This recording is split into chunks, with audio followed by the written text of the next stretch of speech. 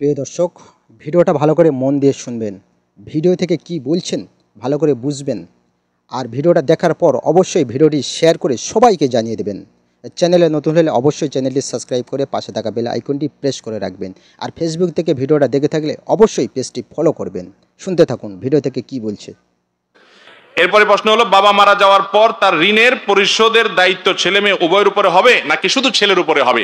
বাবা মারা যাওয়ার পর তার যদি কোনো ঋণ থাকে তাহলে সেই ঋণ সন্তানরা না, বরং তার পরিত্যক্ত সম্পদ যেগুলো রেখে মারা যাবেন ওইগুলো দিয়ে ঋণ পরিশোধ করতে হবে। কথা কি বুঝাতে পারছি? সেগুলা বিক্রি করে ঋণ পরিশোধ করার পর টাকা পয়সা থাকলে, জমি জমা থাকলে সন্তানরা ভাগ করে নিবে। আর যদি ঋণেই সব চলে যাবে সন্তানরা ভাগ নিবে না। কথা কি বুঝাতে পারছি? সন্তানদের উপরে বর্তাবে না।